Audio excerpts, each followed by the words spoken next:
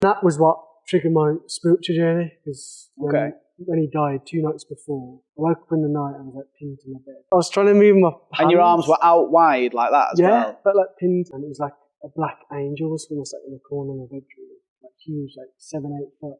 Okay. Wings spread out. There wasn't a dry eye in the room, I'd say. It was just like massive, people talking about massive breakthroughs I had, like they never felt community like this. A lot of people, it was the first conscious festival. I actually came through on a mushroom microdose. That day I was like feeling it quite a bit. And I remember it just like was like, I was trying to contemplate our names. It almost like just felt like it went bang, soul revolution. I was like, that's the one. That's the one. My whole body was like energized. Hello, my friend, to episode 14 of season 2 of Who on Earth. Now, I am going slowly whilst I just recover my health, and this is taking a little while, but it's a good one. It's a really good one, actually, because I went to a festival last year called Soul Revolution. Some of you might have heard of it. Been growing very quickly, and my friend Imani was telling me how much she loved the guy who's created it, Alex Dudgon, and that's the guy who got on the show. I just reached out to him on Instagram and said, "Brother, do you mind telling us your story?" And he was gracious to do so. There was a few mishaps which we'll let you know about on the episode, but he was a good sport. He's a proper diamond, actually, a proper legend guy. So Alex Dudgon's been creating Soul Revolution, and there's going to be another one this year. This is going to be at Weston Park. It's going to be the 22nd to the 26th of May. So if you don't have a ticket yet, I would advise that the level of the... So I've got some... Well, you know Anton, he's from the show. He'll be there. We had Arichai as well, the Blue Lions, so all people from the show. But then, I love Marcus Gadd. If you've not heard of Marcus Gadd, go check him out. It's had Sam Garrett as well. There was Aoife Wood, who were putting all of my DJ sets, and Face Soul, and, well, I could keep going on. But we'll let Alex just tell you a bit about Soul Rev, but also what led up to that. And there is some deep stuff that he'll talk about. You know, my guests have always got depth. Before we do that, though, guys, if you are a fan of the show, I can't be arsed trying to sell this thing. I just want to put out beautiful guests and tell their stories. So if you could do me a favour, give it a little like if you're enjoying it so far with the rest of the episodes. If you've not seen them, support the show. That'd be great. And just give it a little tap or subscribe if you want to make sure you don't miss anyone else. And I like to hear what people are thinking. If something the guest has resonated with them, so drop a little comment. Let's create a little community, a little Who on Earth community. Otherwise, I will leave you with Alex Dudgon, the legend that created Soul Revolution. Enjoy. Peace and love.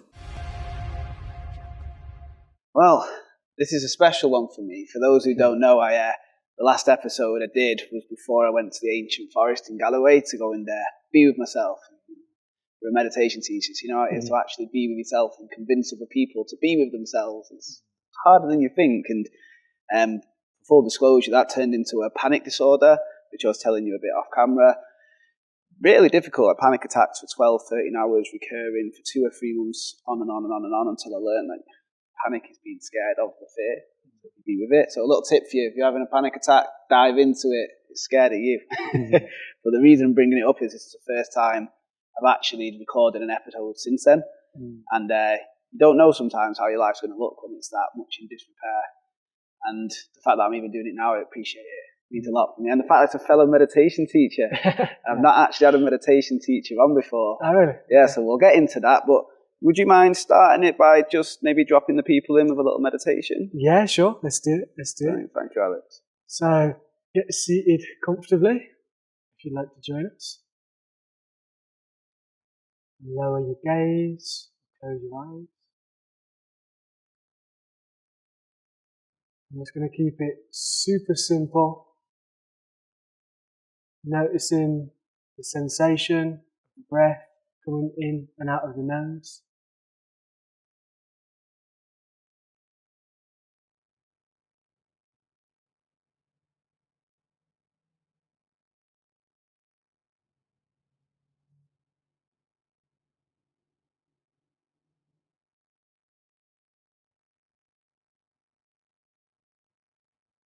Noticing how the mind feels.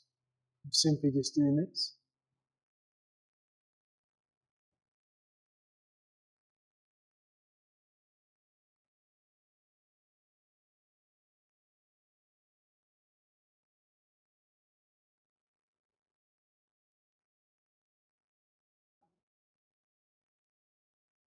Gently moving the awareness to the belly.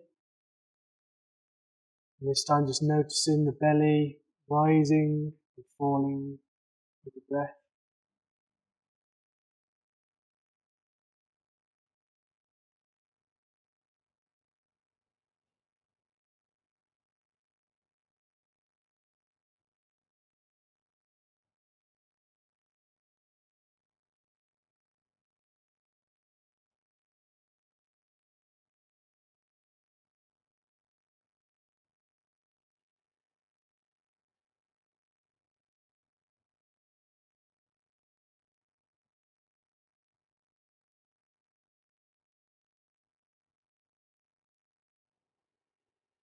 And to finish, because I'm aware that some of you might have had a stressful day, we'll tune into this.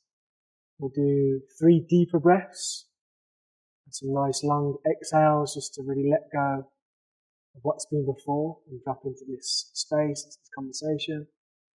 So breathing in deeply into the belly through the nose. A long exhale out of the mouth.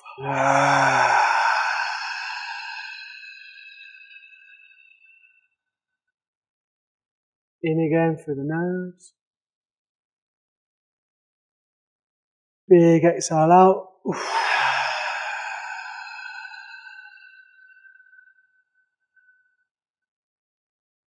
And the last one, we're going to let out a big sound on the exhale. Don't be shy, really let go. Breathing in.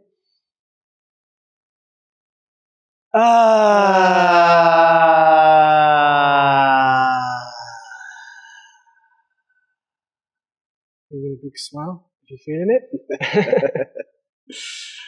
And just want to do a little prayer actually to finish before we start. Put your hands to your third eye, to your heart, wherever you feel comfortable. And I just want to thank everyone for being present with Michael and I. I want to thank Michael for coming down and giving me a platform to share myself, my story. Really, really appreciate it and how open he's been already and friendly with me. So thank you to God, the divine, for this moment, for this breath, for this meditation together. And yeah, I hope I can provide some kind of value to people today. Big love. Thank you. No, it's my pleasure as well on that side. So this reason I've come here is because I went to the Soul Revolution Festival last year. And we spoke about a fellow sort of friend, Amani, that I know. And I loved it was the level of acts impressed me. Because straight away I'm like, Marcus Gadd. Oh, like the river. And then you got Sam Garrett, and like, that was where I met Antama, who had on the show, because I took my ex-partner down to see him. I love Sam Garrett. And then it's like, over there you got Faisal. By the way, his energy was just... And then some acts that I'd never seen. There was sort of like an African woman, I think. Sona Jabate. She's incredible. She's mad. And then I've gone and I think it was watching Faisal, and then it's like, oh, by the way, Aoife Wood are playing at Ignite. I'm like, Aoife Wood, I must put them in one of my ecstatic dances every time. I love their drum and bass. So it's like, this is mint. I need to get to know this guy. Arachai, who we had on recently as well. But I want to rewind. I told you at the start, Soul Rev's great. We'll get to that. Meditation, love it. But where did Alex start? Okay, cool. So yeah, I was brought up locally to here, at the outskirts of Wolverhampton. So I had a very kind of normal childhood. Okay, what's normal look like to you? Yeah, I was very lucky really. I had parents, like very loving parents. It wasn't perfect at home, obviously no homes, of course, but generally very loving parents. They gave me a lot of freedom, support, and yeah, I was very much into sport. That was my path. What sports are we talking? Mainly football. Good lad. Yeah, football. For the Americans, that's soccer. Soccer. Tennis for a little bit. Yeah. Long distance running. Okay. And then a little bit later, I go into boxing. Well, I play any sport. So don't really. fuck with you then, yeah? Or watch me weird. Well, what football team, by the way? Villa. Yeah. We're coming for you. Are you? Well, Man United, obviously. Okay. I'm not a glory hunter. Yeah, you are making me a bit nervous with Carrick. Yeah, we've been doing all right, you know. But as a United fan, since Fergie, I think that's when all my trauma started, actually, after Man United lost Fergie. But yeah, In and out of therapy. yeah. It's like, I've lost my dad. Yeah, don't worry about that. Fergie. Remember. But yeah, we'll go back to Villa fan then. Yeah. How's that been being a Villa? Is it Prince Andrew? William. Prince William, one of them. Yeah, come on. No. We won't go down that. We don't want to get cancelled. No Villa fans on the Epstein list. That we know of. Actually, Tom Hanks is a Villa fan. Never mind. Anyway. Yeah, because I live in Wolverhampton. Yeah. Everyone around here is Wolves fan. Okay. So that was challenging. Black country, they call it. Yeah, they say, so like Wolves, West Brom, Birmingham, and Villa talking about. Actually, more Wolverhampton and Dublin. Okay, so you went against the trend. Yeah, you know what it was? My dad and all of his mates wanted me to be Wolves fan. Lots of people did. I've always been a bit stubborn and single. One of them. Well, if you tell me not to jump off the mountain, I'm going to see if I can fly. Yeah, pretty much. I went a little bit of that in me. But do you remember Dwight York? Obviously, of course. Do you want to remember Dwight York? Oh, yeah, this is a treble-winning player, yeah. Yeah, so I didn't actually decide for a while, and I watched a lot of Match of the Day, and we played Arsenal, and Dwight York did a Panika penalty on David Seaman. Yeah, 1-0. Cheeky little Panika. Really cheeky. I'd never seen that before. He must have been one of the first guys that did it, and I was like, wait, that guy's cool, man. Because obviously he's from Trinidad and Tobago, yeah. The Caribbean feel about him. Always smiling, wasn't he? Always smiling. Yeah. I love the kit, and it was like the only local team that was in the Premiership at the time. So Wolves weren't in the Premier League by then? No, they were in They're always yo-yoing up and down, aren't they? Yeah. They're definitely going down this season, I can tell you that. Yeah. All the spiritual people right now are like, is this a football podcast? A little thing, your mic might just be poking out. See that? You've got a nipple on. It's my third nipple. It's got a third eye and a third nipple. That's how holy he is. Yeah. So you were a Villa fan. You go to the games at all? Not really. I was more into playing sports. Right, yeah. I was always like that. I like playing it and I like playing FIFA. Yeah. And then watching it. And now, the older I've got, the more it's just, let the professionals take care of it. Yeah. So, did you ever get into the sports, like, go further down, or was it more just a pastime? But in adult life. Just wondering if, because obviously you said you're into cross country and tennis, like, how into it are we talking? Andy Murray? Yeah, no. Tennis, I was good at tennis, actually. Okay. I was probably better at tennis than cross country. Okay. I was a decent footballer. I was probably better at theirs as preferred football. I think it's just like the team aspect. I really like that. Yeah. Where did you play? I actually changed a lot. So when I was a kid, first I was like a right winger. Then I became like a centre midfielder / striker. Okay, so you're like a Bruno kind of role. Yeah, but then it kind of all changed when I hit 17, because I was an all right player, but then I hit 17 and I played for this manager who changed me to a centre half. And that was when I was like, this is weird. I was further and further, but you'd be in net before you know it, wouldn't you? Pretty much, yeah. But then I was like, I found my position. So were you a decent centre back then? Very natural, yeah. Okay. I feel like I could read the game. I was like half a second ahead. Have you always been a bit like that, a bit more of an observer? Because I'm looking at you're organising the festival, you're a meditation teacher, and now you're saying that was where you felt you've always been paying attention. Yeah, I think so. I've always been a deep thinker. Okay. Yeah. Were you into any of the spiritual practices at a younger age? No. Not at all. No. So did we have any connection at all? Was there a religion, or was it just strictly atheist?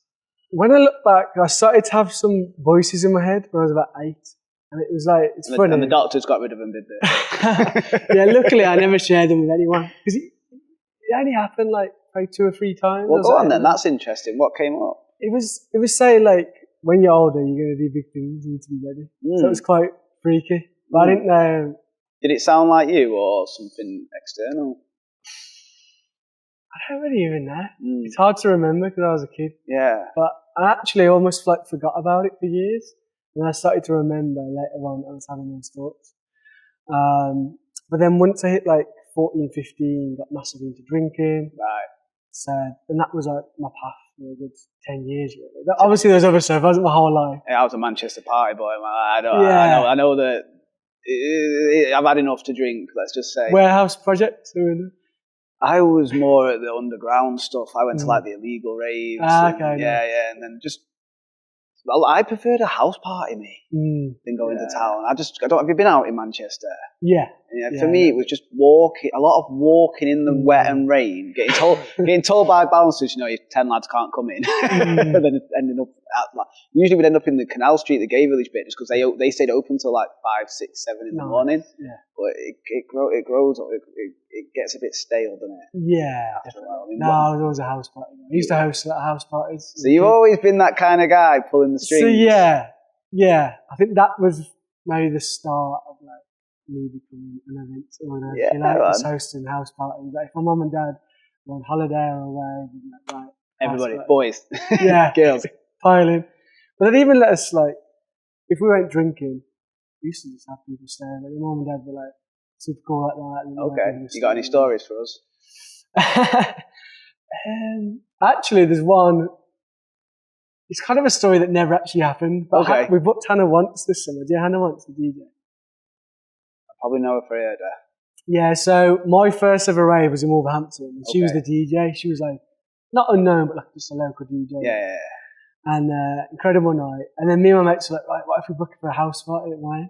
So I had it booked, and then she'd like released a lineup, and it just said house party. We were like buzzing, me and the lads, that we're gonna have. That's Joe. Well done. I'll give you that. Well, that's good. That I fished a butt. We didn't actually do it because as it got rewind, retract that fist bump. Yeah, as we got closer to it, we were worried because she said, "I'm gonna have function on speakers." And stuff. We're like, "Are we gonna pop the windows in the house?" So we bottled it a bit, but now, like 16 years on, booked at the festival. So it's full circle, eh? Circle. How does that feel? Very good. You're the little boy, and you're like, "Go on, lad."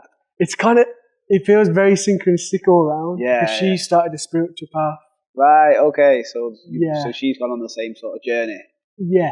Funny how a lot of people are doing that nowadays. A lot of people I wouldn't expect. Like, I'll just see a friend from ages ago. He's like, you're the DJ, aren't you? You're the dancer. Yeah. We used to be at the clubs, man. So you were more of a house party guy. Yeah. Was there any other sort of stuff that was quite prevalent in when you were younger? Yeah. Like I said, football, drinking, clubbing.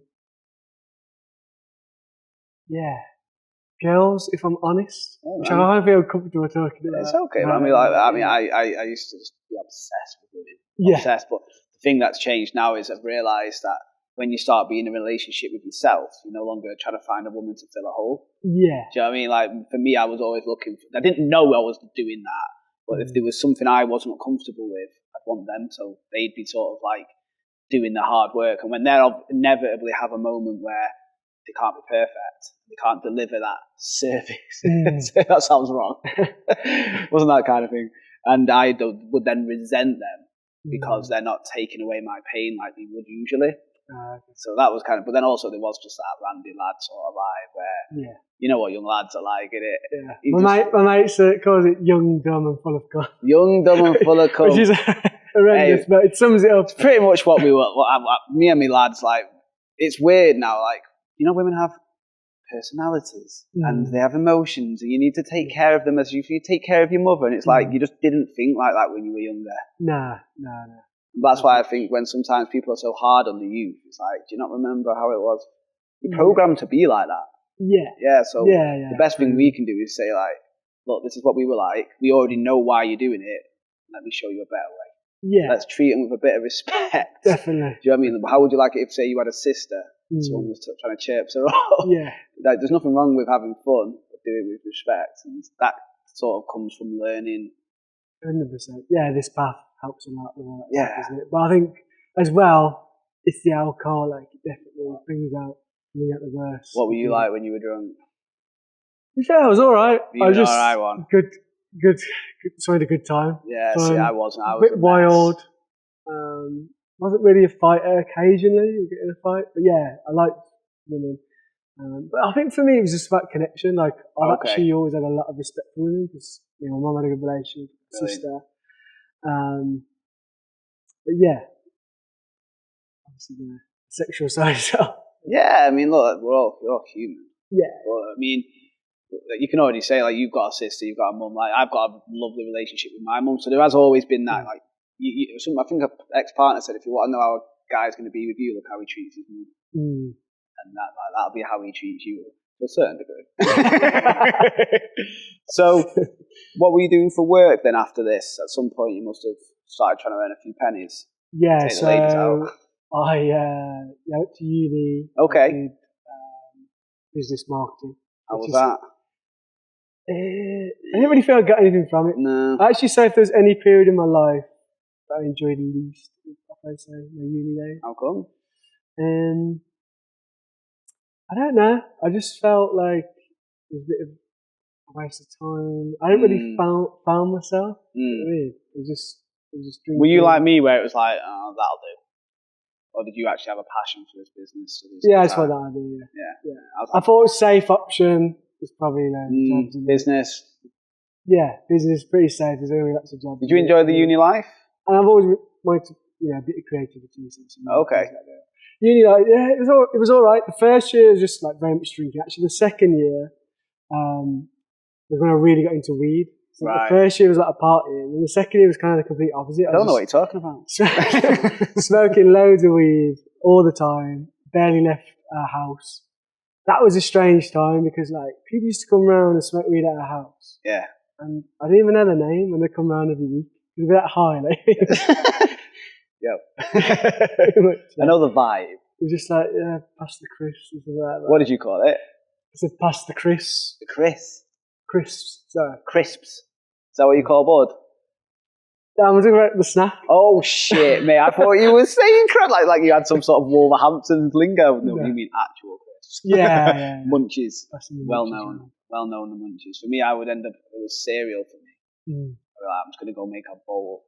Come back with like 3 bowls of like cookie crisps. Oh, yeah. But Golden Grahams, I used to Golden Cinnamon Grahams. Cinnamon Grahams, bloody hell. You went from proper, what's the word I was thinking, like, niche. Yeah. I don't think I've even tried them. They're alright though, yeah. So, you were getting high a lot. Did that carry on after uni? So, after that, so that was my second year. My third year, I did a placement year. That was a big year for me. Okay. So, that was my biggest struggle, I'd say. Okay. So, I'd gone from like this uni life, stoner, and then in this corporate environment, working like a press office, council. Bit of a change. Big change. And I started to realise like what I've been building up to throughout my school life and uni was this like 9 to 5 corporate world. You actually saw what life was going to be like. Yeah, and I just didn't like it. And also I just didn't feel good in myself. I think the weed had like knocked my confidence. Okay. I smoked too much and been very insular. So I just felt like a shell of myself. And then not long after all that, when I started probably like 2 months in, I came down with like full on depression where like I couldn't string a couple of positive thoughts together. Just negative. And some mornings I eat my breakfast, and like 15 minutes later I'd throw it back up. Really? Anxious about. So it was anxious and depressed. Yeah, and then I come back, I fall asleep by like 7:30. I was having like 11-hour sleeps. Really? Yeah, I was just so tired from the depression. So yeah, that was about, I'd say 2 or 3 months, that period. It was quite scary. I was going to say, I bet it felt longer than that as well. Yeah, felt long, and kind of what you were saying about let's sort of saturate it. I'm actually going to get out of this. Yeah, that part just takes you over, doesn't it? And problem is when you're having them thoughts, they come with feelings. The feelings feel convincing. Yeah, that's all you can feel in the moment. So I bet meditation, like now you can observe it and you just know, like, that's a part of me. Yeah, part of me is depressed. But when someone says I am depressed, they're identifying as depression. That's all you can be. Yeah. Whereas, I didn't know that. I didn't have any tools. I ended up going to the doctor. Yeah, I was just got that bad.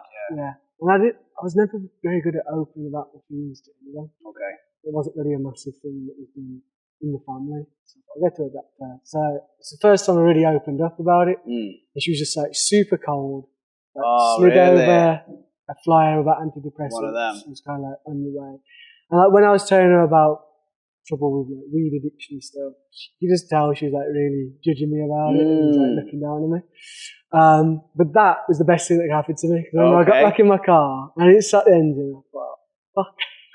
Fuming about how she like treated me. You finally opened up. How did it feel opening up even then if you weren't used to it? Like, was it vulnerable or was it like finally a release?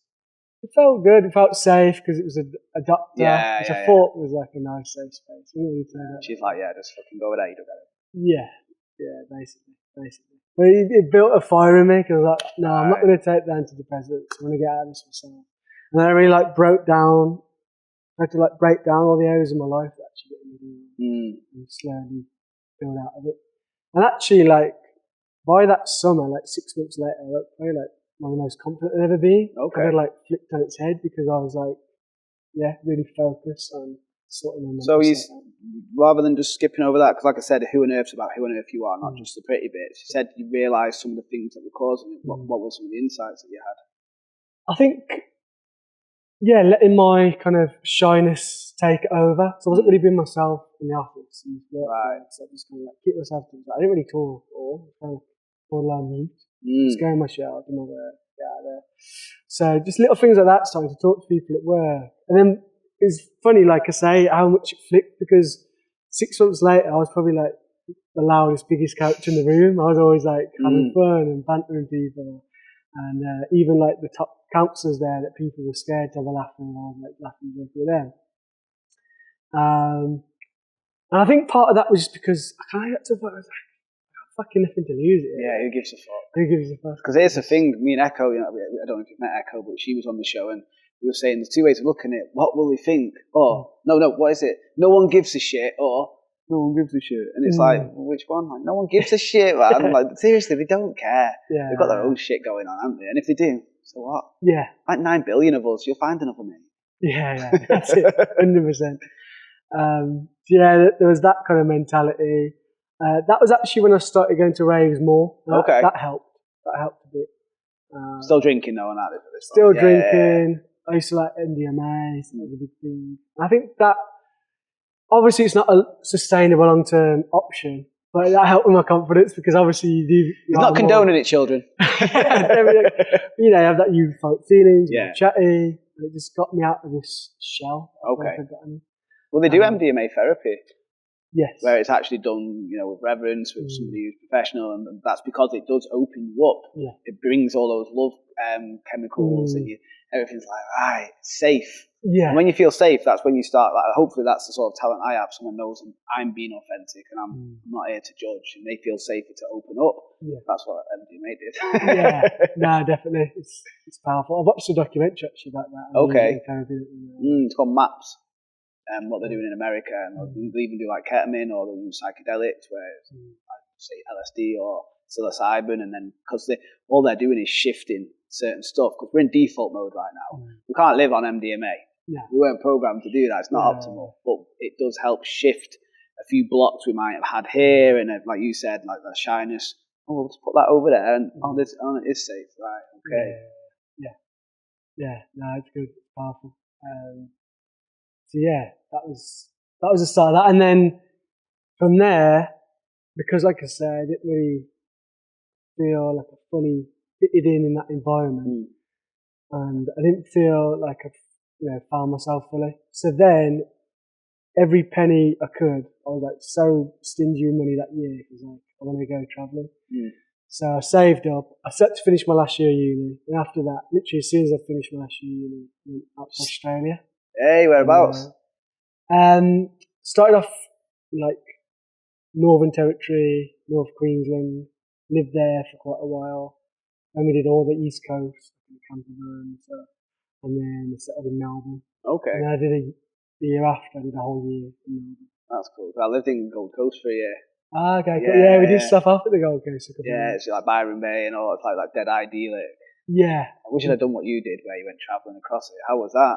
That was cool. You got any stories? Yeah, lots of stories. Go on, give us. So, first thing, like we wanted to buy a van, and I found one. I was like, that's the van, because it had something outrageous on the side. It was bright pink. It had like graffiti on the side of like this woman, like this. It's something like, was it pussy part? I don't know. It's something outrageous. Something in between style. Exactly. I thought that's funny. So like everywhere we go, everyone would like honking and go, hey, like loving it.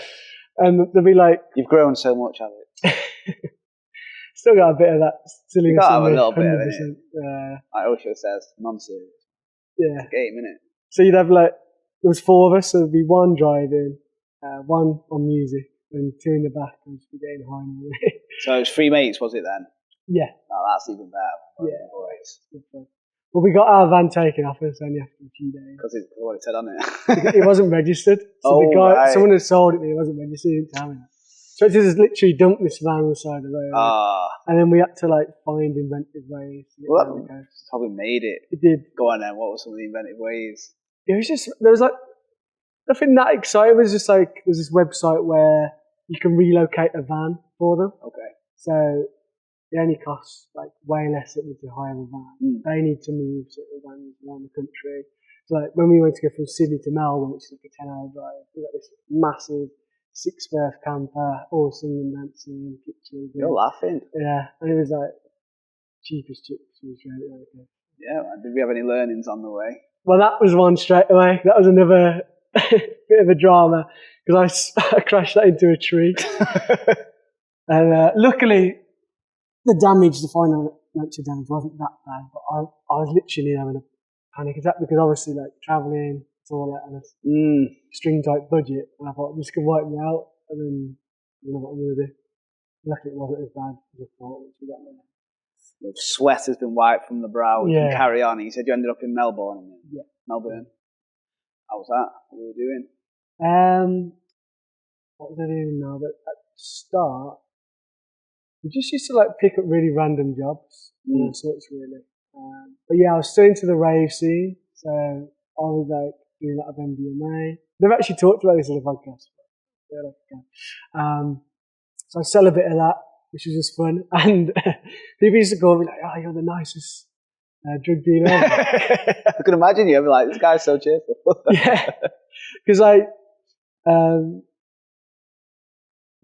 used to like, because it opens you up. Some people, especially if they never did it for the first time, they end up like divulging all this stuff to me in the smoking area. So again, when you look back and you think like, actually, I had those healer qualities there because like people would be safe to open up to me and stuff.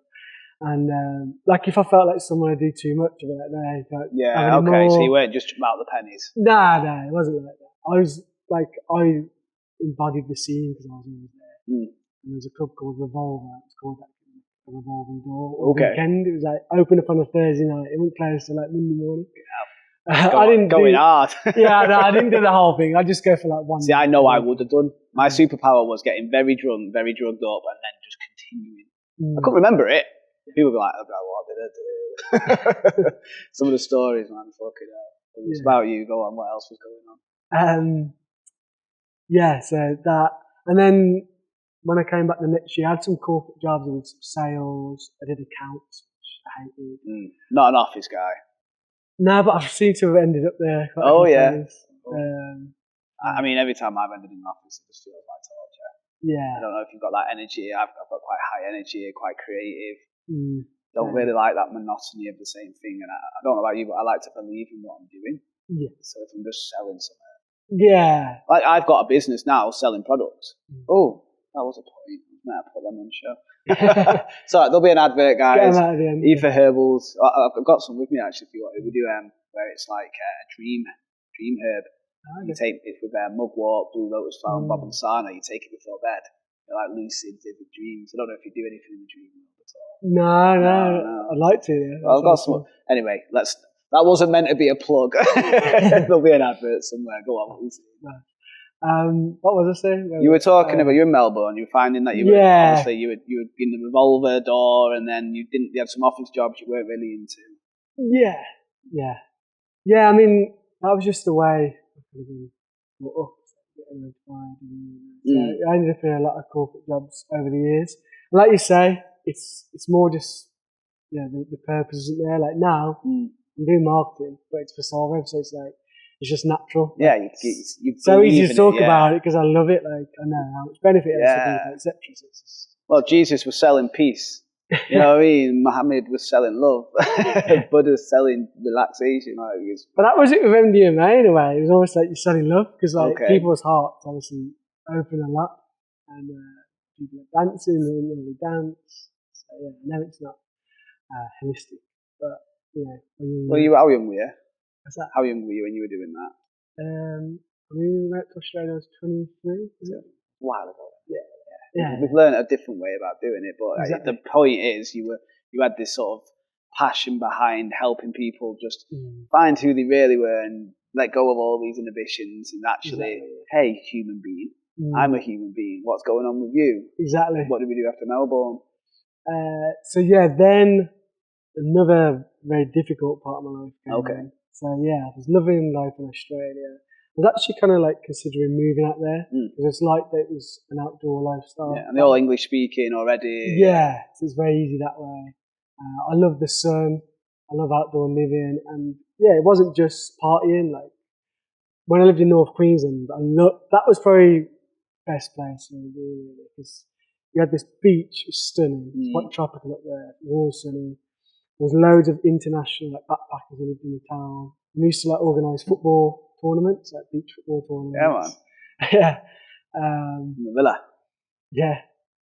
We would play cricket and just swim in the sea. And then we used to hire little boats and go down the creek and you'd find crocodiles. That was probably my favourite. See, I never found the crocs. I went looking for snakes in the bush. You're like, you went looking for them. Like, I wanted to find some. Like, I thought they were meant to be everywhere. Did find a koala though, doing a little jump from tree to tree, and with whales. We had like dolphins in the back because my back garden basically was a canal that linked to the sea. So we just had dolphins and stingrays. Where were you in Australia? The Gold Coast. So it was, do you know Surfers Paradise? Yeah. So just down from there at Coolangatta. And then I'd just be there in a spliff at the back, just watching dolphins. Is this real? But I wasn't having as much fun as you because I ended up managing like jewelry stores, and me and my partner wasn't really working out. I didn't have any other friends, so should have brought a few boys over with me. Yeah, well, that started because, like I said, I decided to go out. And at one point, there were like 10 of my schoolmates all there because it just inspired this knock-on effect. So yeah, we had a lot of amazing memories, fun times. And then you said it went into more of a depressing... Yeah, so what happened, I was out there and I got a call from my mum. She sounded worried. It was like, I think it was like 3 a.m. because obviously there's the time difference. And I wouldn't normally be up at that time, but I was. That was something. And she said, "Oh, is it illness?" I don't know. She sounded like not really herself in her voice. And I thought she was going to say her dad was ill. Like obviously grandparents at a certain age. And she was like, "It's your dad," and I was like, "What the fuck?" Like, couldn't believe it. He'd been diagnosed with cancer because he was always very healthy, like quite a health conscious person. So yeah, I was like, emotionally broken for a few days processing it. But she did say, "I've given him 7 years. He's still going to be fine for quite a while." So that relaxed me a little bit. So I didn't like panic and rush home straight away. It's obviously a big part of me that wanted to. Now, like, you've known him like 7 years. You've only got this once in a lifetime opportunity to come home. That's it. So your head must have been in. Yeah, and that was it because then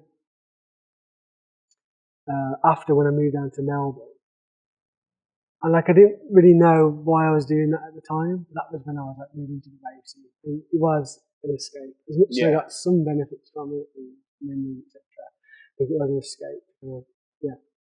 It's understandable. It's a lot for someone to process. Yeah. He was on the other side of the world as well. Yeah, and you think you're like, a man at 24, but I was still a kid in a lot of ways. You ain't a man at 24. Nah. There's probably some people that are, but I wasn't. Yeah, well, fucking hell, it wasn't me either. None of my mates either. Yeah, exactly. But yeah, anyway, eventually, we met up a couple of times, which was really nice. We met up in Vietnam, in India, some amazing memories with my dad then. How was it meeting up with him in those places, knowing what you knew then? It was alright, like I say, it was still chill, because he just was completely fine with himself. So you didn't have this sort of like in the background, sort of the Grim Reaper over the sort of the shoulder, because I've always had a tendency to always look like not be able to enjoy the moment because I was thinking of, but this. But you weren't struggling with that. I wasn't really That's thinking a blessing, like that. Yeah. No, that was a blessing. I was just kind of enjoying it. And he seemed in good spirits, seemed in good health, etc. And then went back to ours. And then we met up once more, which ended up being our last family holiday, which was Sri Lanka, which was an incredible holiday. But that started really badly. So the first day I was in bad health. Okay. He said, look, how did we go? Yeah, Sagria Rocks. It's like this big rock, an old temple on top of this hill. And I think before we went somewhere else, we said, I'm just going to have to sit in the cafe all day. Just that. Yeah, it's exhausting, etc. So we're like, so was he not having treatment at all? Yeah, he started having some treatment. Right, okay. So then we were the three of us, my sister and my mum and myself, having a chat. So this is really bad. Came down here on this 2-week holiday. I didn't know how to do anything. And then it was just like a miracle. Next day he was fine. And then the rest of the holiday, he wasn't like 100%, but he was near enough. But compared to that, you were like, we'll take it. Yeah, exactly. And he was in good spirits, we had a great time. And then not long after that, I decided to go back home. I surprised him for his birthday. Hey, good lad. Yeah. Well, it was good, but then in that time, I'd gone downhill a lot, and I don't think I was prepared for it. Right. And I was just like overwhelmed. I was like, so he lost a lot of weight. Chemo just hadn't agreed with him at all. So yeah. But the positive to it was I'd come back from Australia, so I wasn't employed. My sister and I had a job to sit to. So then the last 4 months of his life, I was caring for him like day in, day out, which was intense, but it was actually the first time in my life like I felt like I had a real purpose. Okay. It was really intense, sad to see him in that way. I always felt like, because I had a great relationship with him, like, honoured to see him out in that way, and I had like this purpose to every day to make him feel comfortable and safe, happy, etc. So it was beautiful. Sort of like a bittersweet. Yeah. And there was some like really tough moments, but I can imagine. And then that was what triggered my spiritual journey, because when he died 2 nights before, I woke up in the night and I was like pinned to my bed, and it was like a black angel was almost like in the corner of my bedroom, like huge, like 7-8 foot. Okay. Wings spread out, and was just staring down. Now he came out with a 7-foot black angel. Yeah, it's because I've told this story. Go on, no, I'm intrigued now. It just wasn't expected it. Go on. Yeah, I just couldn't move. I was trying to move my hands. And your arms were out wide like that as well? Yeah, but like pinned. Because when it's like sleep paralysis, usually you're down like that. So because that's where my mind went straight away. Yeah, that's what some people said it was, but I don't feel like it was. I've never had sleep paralysis before. Well, with sleep paralysis, it's not quite like that either. Like, it's more that you can't move and you're sort of stuck. Like, as you fell asleep. Not with your arms out like Jesus style. Yeah, and it's normally more of like a kind of nightmare, isn't it? Yeah. Whereas this, like, there was a little part of me that was scared, but it almost had like this peaceful energy around it. So when I look back, I feel like it was a spiritual experience of kind of saying you need to be prepared because you have to lose your dad. So it didn't feel like, How long did it last? So about a minute. Obviously, when it's something like that, it kind of feels longer. And so what, was it in the corner of the room and it was, could you tell features or was it just sort of like a shadow? It was shadowy. Okay. Yeah, but it didn't feel scary, because I was going to say sleep paralysis, you're terrified. Yeah, no, I didn't really feel scary. Mine was aliens were coming for me. And I was like, help. I couldn't speak or anything. And to my partner, I'm like, help. That doesn't sound like what you had. And with it being so close to what you said, your dad passing. Yeah. That sort of synchronicity as well. Yeah, and then another massive synchronicity which kind of ties it all up is then because that was 2 nights before he died, and exactly 2 nights after, same thing happened. I couldn't move, but this time it was like, I always feel ridiculous saying this story, but it's just the truth. I'm open. What I've experienced, I'm open. Yeah, I'm sure. So it was like a skeleton figure. Okay. Only about that big, and it was actually on the bed at the end of my bed. It walked. Shivers when you said that then. Yeah, and it sat cross-legged, almost like exactly how you are now, and just was staring into my eyes, smiling at me. And it felt like the spirit of my dad. It didn't look like like the energy of it. Yeah. And who knows, it felt like it was him just communicating somehow. He's in this next round of existence. He's happy, he's at peace, and I just felt a lot more at peace about the whole thing. And then I'd gone from being somewhere in between atheist and agnostic, like knowing that there's more. That's the thing. It's like someone telling you something, Like someone could hear you say that and be like, nah, yes or no. Or some people be like, yeah, but you. Yeah, and I'd have been the same if someone had said that to me. But you who's experienced it, you know it then. You can't deny happened. experience. It's happened. I've felt it. You can't. I've had some stuff which we would not go into, but I get it. The difference between you could hear all the stories in the world, and you have something bizarre like that, and you're like, well, can't really pull the wool over that one. Yeah. That was a weird experience, but it gave you this inner peace. Yeah. And now you've got this door's been open to maybe there is something else. Yeah. Well, it was like a knowing. I know there's more. So not even a maybe. Fuck the maybe. We'll cross that out. There is just something went straight else. from 0 to 100. And then got really into meditation because I wanted to explore spirituality. So what was the first thing that you looked at for meditation? It was like a guided meditation. Insight timer. Yeah, mine was. I'm on that, by the way. Me too. Check out Alex Dudgon and Michael. Meditation with Michael. But mine was a calm app. I was trying to get to sleep, and it was like just take a breath in, and that. I don't know. You did. I liked it. You didn't do the meditation voice. Hi everyone. My name's Alex. And I'm here to you just said it as you, and I think that's how it should be. I'm always curious, especially considering you're the first meditation teacher. What is meditation to you? What just came through straight away, because I never actually pondered on that, was the practice of presence, I'd say.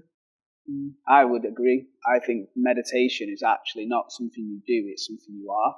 It's your present state of experience rather than thoughts of the future or the past.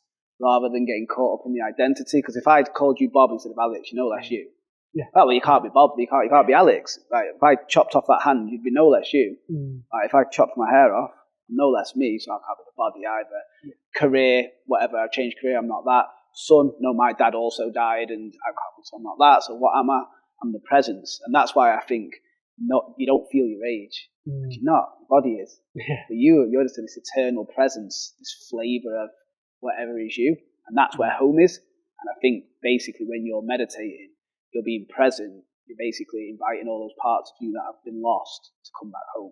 Yeah, I'd agree with that. That makes sense. Yeah, and obviously it doesn't just have to be cross-legged, is it? Exactly. You can meditate, and it's like I'm feeling very present right now. That's why I think we're doing a chat meditation. Yeah. Because we're not thinking about all the other stuff going on, we're just present with each other. You can present walk. So you could do a meditation walk, or you could do chanting, or you could do psychedelics. There's so many ways. Meditation is being present. That literally doesn't have a limit. And yet it seems to be one of the hardest things. So this is what I wanted to bring in.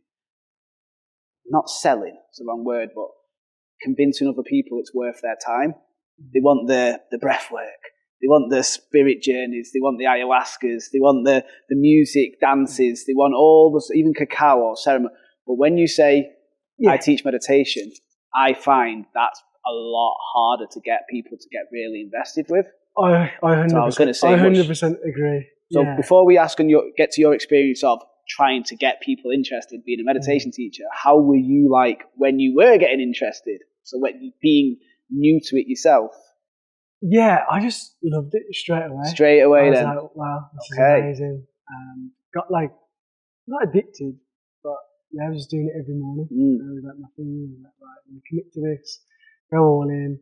And I was just feeling a lot of benefit in all areas of life. And then because of that, because my energy was shifting because of it, other things in my life were just changing. I ate, less partying. The more you're present, the more you start to notice. Yeah, I was noticing exactly how food makes me feel. How it feels. Oh, I feel shit after that. Oh, after being with that person, I felt drained. After doing that particular activity, I felt better. Yeah. Like cold water dipping, per se.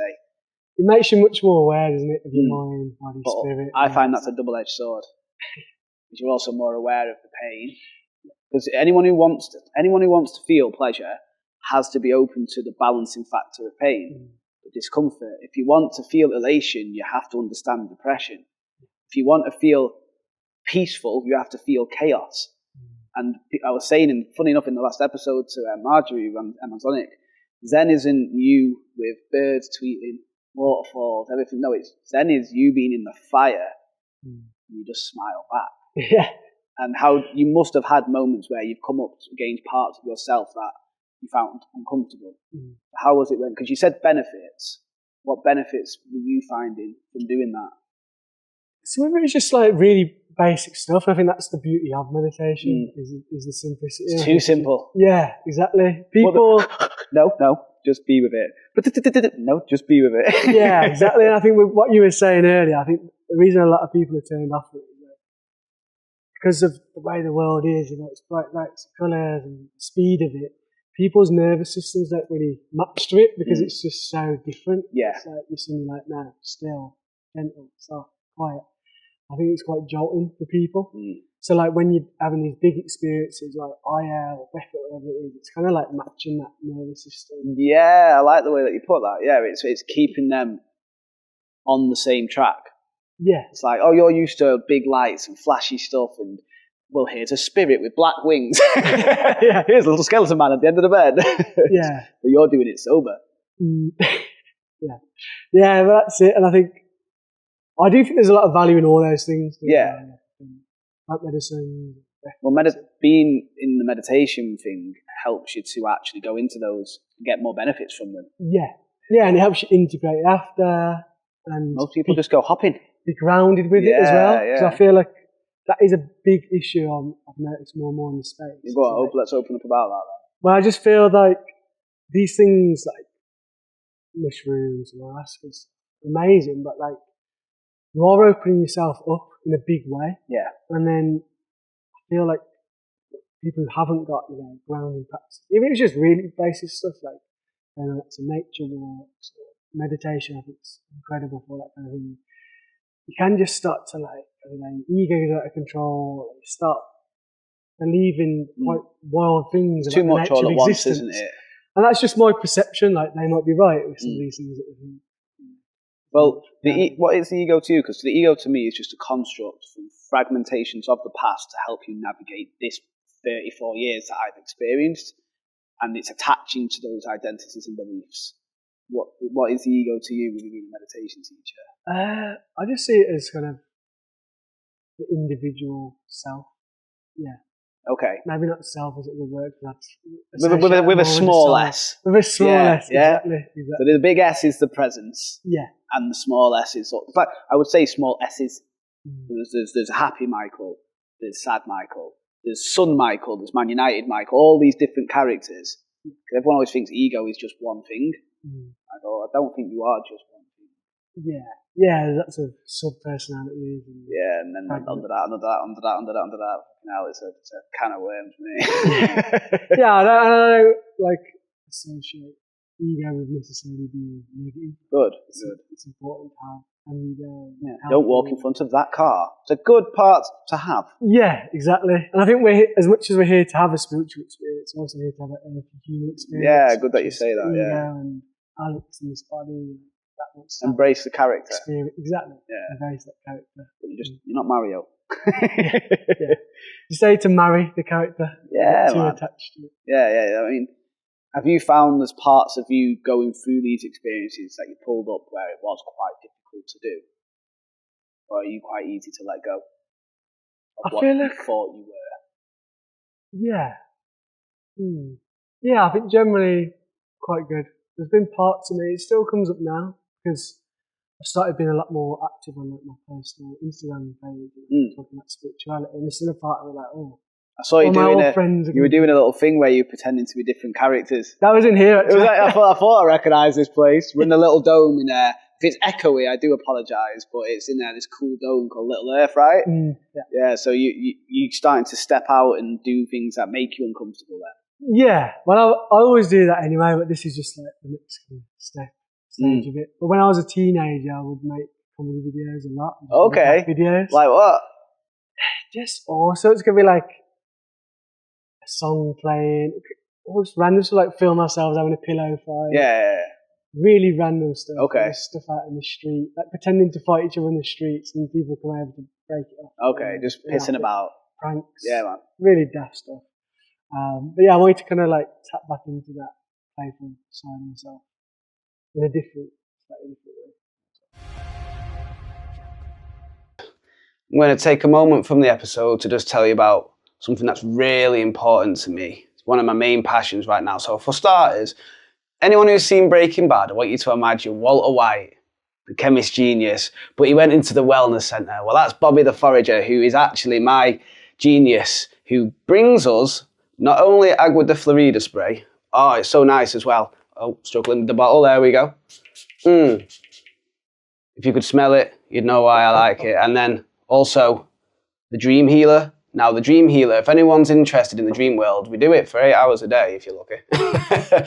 This has got blue lotus flower. It's got bobbin sana. It's got rose petals. And it's also got from our land mugwort. And then it's mixed with apple cider vinegar, so that there's no, Bobby likes to say, no poison with the medicine, yeah? And you take that before you go to bed. And it really helps with bringing in the lucidity of the dreams, the vividness of the dreams, more restful. And if you work with it steadily, I promise you, I've had some interesting experiences, especially when I was in the ancient forest. And then the spray, you're spraying that, you can't cleanse your aura from outside, that's ridiculous. It's got stuff that we've worked on that we know will have, the fragrance will have an emotive reaction, the chemicals get released, therefore the emotions are more positive and your aura gets cleansed from within. Like the fresh smell of the beach, you straight away you just calm down because you remember those nice beach holidays you had, stuff like that. I told you, I'm not on form right now, don't you judge me. So if you want to get either of them, you go down to the Meditation with Michael store and you can get them. And then we've also got a beautiful morning. Now this one I'm really excited for. I could do with it. The chronic fatigue that I've got right now, I need a little pick-me-up. I don't know about you, but the mornings can be difficult, especially if it's Monday morning, you got that 9 to 5, and you have this beautiful morning, just give you that big pick-me-up. So I'll delve more into that one when it comes. We'll get a fresh advert for you for that one as well. Otherwise, guys, if you want to support a local company for 2 guys who mean well, I want nothing but to help you heal your dreams and cleanse your aura, go check out Ether Herbals, one of my passion projects, really. I really do love this. And now that I've done the little sales bit, sorry, forgive me, I'll let you carry on with the episode. Peace and love. All right, guys, you're back in the room. We had a little break. I've remembered to get the ether drops and the ether sprays. If you do want them, there'll be an advert telling you how to get hold of them. But we were in the middle of talking about meditation. So I think we'll go into the bit where how's it been for you when you started becoming a teacher? At some point you go from enthusiast to I want to share this with people. This is quite an interesting story, which I don't think I've shared before actually. So it was kind of that in-between stage where I started my spiritual path, wasn't like all in. So I went to this quite mainstream festival called Lost Village. And one day we took LSD, like early in the morning, like 11 in the morning. Like I said, I've been doing meditation for about a year. And we met this group of people, and we got friendly, and mental health was just a big topic. Some of them were opening up, I'm struggling at the moment, etc. And I kept telling them about meditation all day. So as it got into the evening, I'm like literally high on LSD. Took about 15 of us to the lake, and I hosted my first ever guided meditation at the festival. I love that. Seeing fractals through people's faces. Yeah, I mean, it must have been, I don't think everyone was on LSD, but people were on. It was just you. Everyone else is sober, like, what's this dude doing? Come with me, children. And yeah, it was just really cool. It was cool. How was it doing it on LSD? Did it help or did it make it harder? It helped, man. Yeah, I was like deep in the zone. It was present as fuck. It's funny I got this one because I remember like bringing in a lion, a visual. Synchronicity. Yeah, people were there in the space. And then my friend who I was with, who's not into any of this stuff at all, looked at that dude. That was really good. He was like, "You should do that, Dudge." That's my nickname when I was younger. Dudge. Like short for Dudgeon. That's your name now, Dudge. Yeah. And I'm like, yeah, maybe I will. And then literally a month later, I handed in my notice at work. And, what were we working as by this point? It was operations and marketing. Sounds thrilling. Yeah, for like a big corporation. They like own loads of spa stores. Yeah. Not influenced. Not the stuff of dreams. Nah. To be fair, there were a lot of nice people there. I enjoyed the office environment there more than anywhere. But okay. But still. Yeah. Still. Still pretty shit. Got out there, and then flew out to India and did a meditation teacher training course. Okay. That was on my path side. And I loved it. Whereabouts in India? in Goa. So I had the option Okay. to go to this guy who I really resonated with. What I want to do his course. He did it in Rishikesh in Goa, and obviously Rishikesh is more like the traditional spiritual area. It was February, and I was like, I want the sun on here to go. I've had enough from England. Yeah, and that was nice because on the breaks, we'd like jump in the sea, and there was ecstatic dance parties in the jungle. Man. And Arambol in Goa, I've never heard of it at the time, but it's got a huge spiritual community, really cool place. Recommend going. Go get the chance. There you go, from Dudge himself. Straight from Dudge's mouth. So yeah. How was that then? Was it the actual teachings themselves? Were they quite helpful? Yes. Yeah, What they're the style ones are I we still talking? teach now. So active meditations, a lot of them come from like Hindu background. So you start by like shaking or dancing or breathing, whatever it is, there'll always be like an active part first. Well, that's what I then teach. I say shake, make the sounds, because you're giving that sort of surplus energy just chance to get out before you go into the stillness, the silence. Yeah, I think that's really important, especially like the way we live now. Because you know, when times were a bit more slow and these electrical devices, cars wasn't Pay attention, pay attention, pay attention, pay exactly. attention. I can imagine it was a lot easier to get into that meditative space. Whereas now there's a lot going on. So I think having movement first, it gives you that stage where you can get into the meditation deeper. Little Little friend there for the listeners. I've got a bug that's decided I'm its friend. Carry on, sir.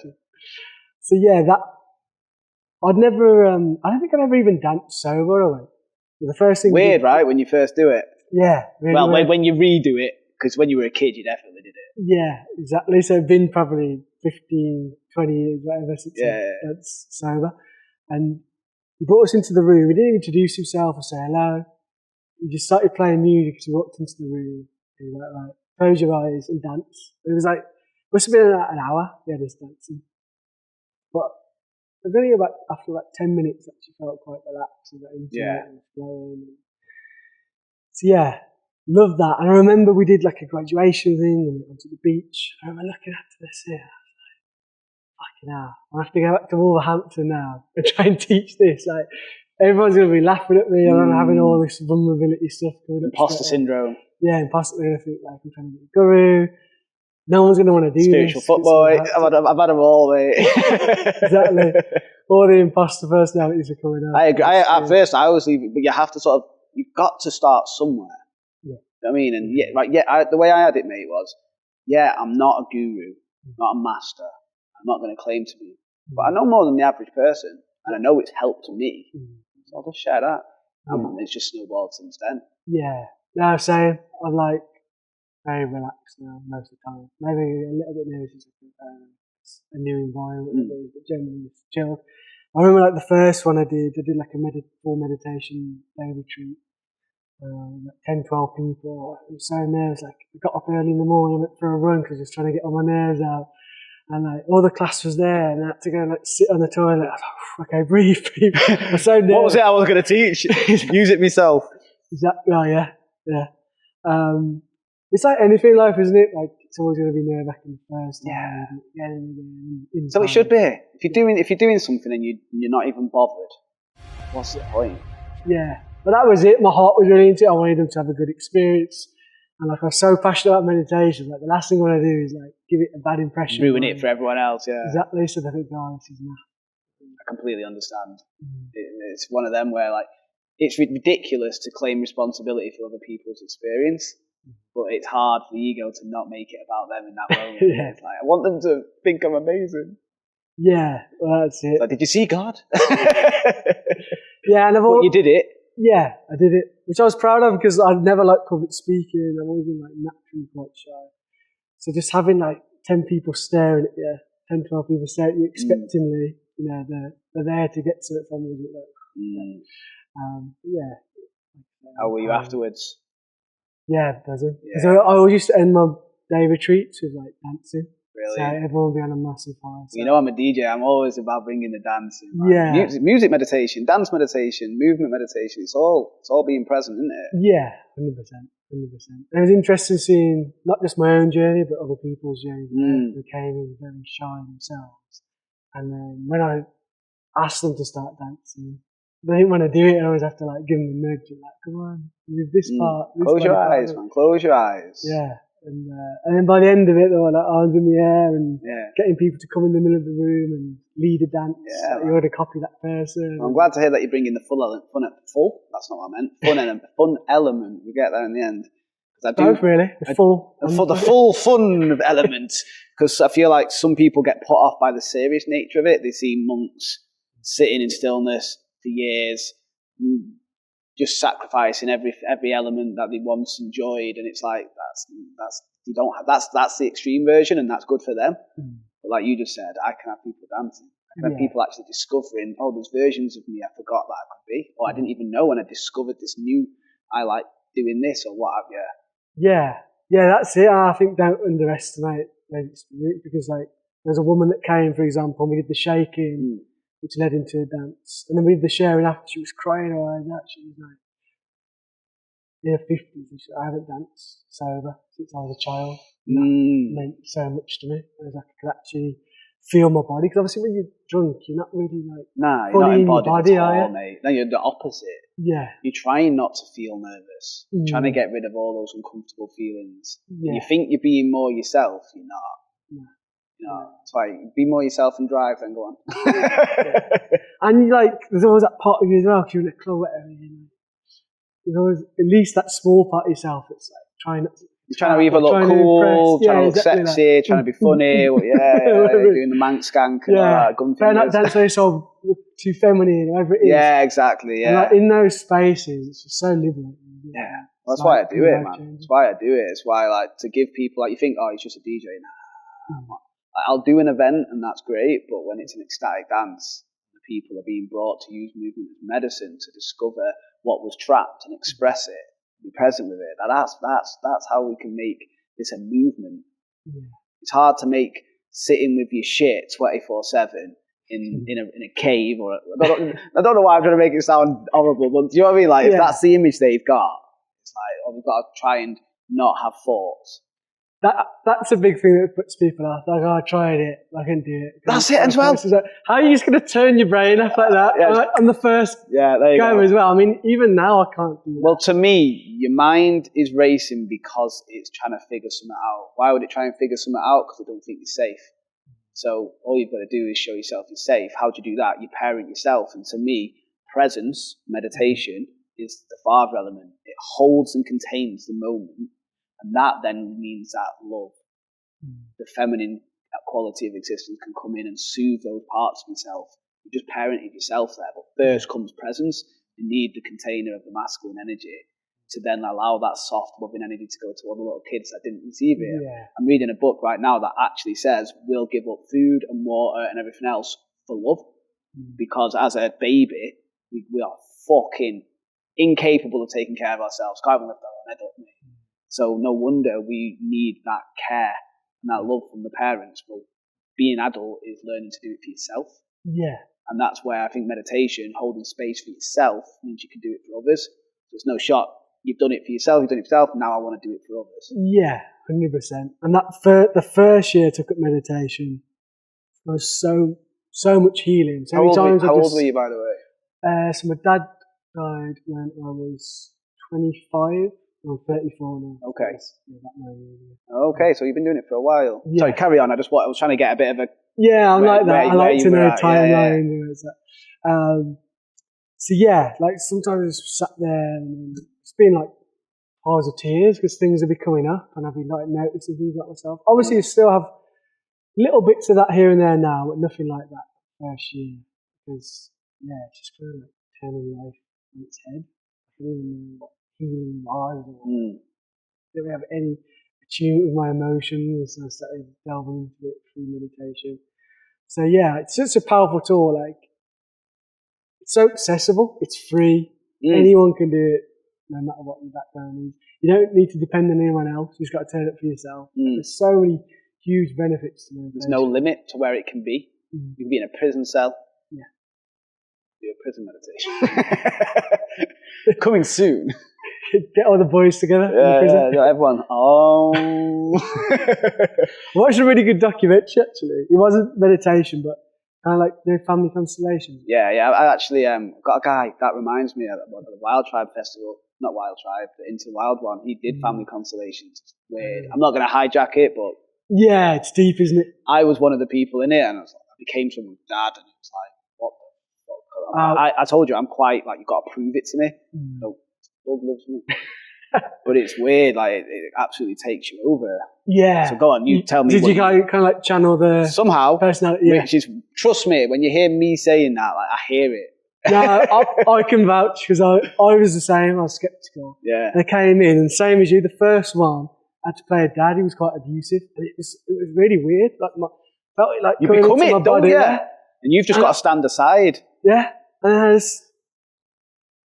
was trying to like fight it at first. I could feel certain words like coming through me. I was like resist it. And then it's turned, and I was like, "What do you know anyway? I know nothing." And then the guy who was like the main sort of person journeying through it was just crying because it reminded him so much of his dad. That's what the guy said to me. Like, he came up to me afterwards because I something came through me, and it was for the guy, so I'm not going to say it. And I whispered it to him at the end. I'm not going to ruin the episode with the guy who did it actually, but he was like, "Thank you, that was exactly what I needed to hear." I was like, "Want me?" I'm not taking credit for those words. Like, that wasn't me, but it's a strange one, right? Yeah, really strange. But that meditation ability to be able to observe a part of me was why I think I was good at allowing it to happen. Yeah. Because I had the skeptical part, and I was like, it's not for you. Like, just let the energy come out. You kind of have to, obviously the mind's always there, but in part, take the mind away and let it go and just let it kind of flow. It's interesting. It's very interesting. Stay tuned for that one. I'm going to reach out to him. I think he's called Richard. How did that come on to family constellations though? I was going somewhere. Sorry, mate, I hijacked it. It's okay. It's all good. If I pause too long, you have to edit. Fuck it. This is uncensored. Uncensored. It's all right. In that case. Naked. The listeners are like, what? So go on. Anyway, we were going past that. It was mainly more, it's been your first year, you were finding out, you were discovering that, like, these emotions you hadn't been in touch with before. And the first year was the more transformational one because you didn't even know what healing meant. Yeah, and just generally love meditation, which we've definitely put across over the last 20 minutes. Does anyone know if he likes meditation or not? I've not had a meditation teacher. It's meditation with Michael, meditation with Dutch.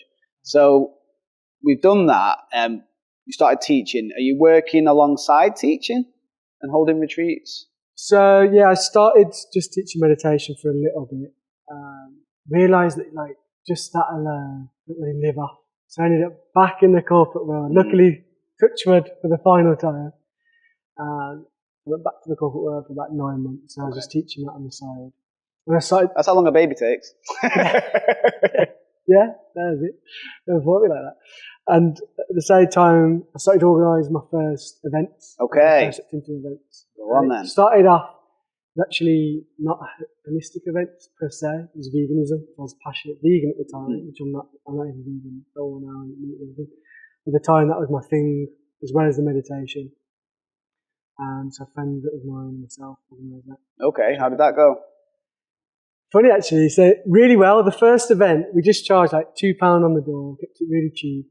It was kind of like half it was on a car park. We had like live music on the car park. So like the actual setup was very sort of amateur, but the vibe, like it was a sunny day. Everyone was loving it. Everyone was just happy because like at this event, the live music is £2 to get in. £2? Yeah, just bargain that. Just a £2 entry. Lots of good food. So yeah, great. We had like 900 people, which we didn't expect. That's decent, that. Yeah. You must have a natural talent for it then.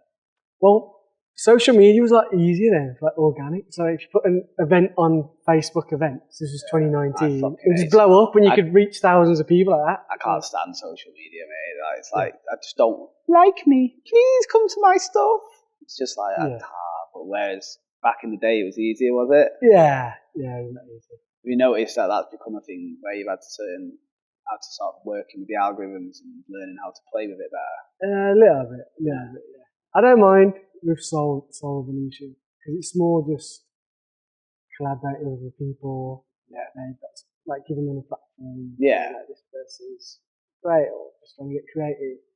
So I try and just see it in a fun way, but yeah, it can be a bit of a drag. I just decided in the end, fuck it, I'm just going to do me. I think I'm more of a YouTube guy. I like more that long format where we can really get into knowing each other rather than pay attention, me. But it's good it's for events. You can't, when I'm trying to do an ecstatic dance, I can't really be like, here's a 2-hour conversation and why you should come to my ecstatic dance. Yeah. So go on, what other events did you do? Yeah, just to finish that point, because I was actually talking to this yesterday or the day before. Okay. And I was saying, it's really simple, but I was saying, yeah, it's a game, but the reward, you can like invite new people into the space and in fact it's worth it. But sometimes I'm just playing a game, essentially more kind of mentality to it. Without selling yourself.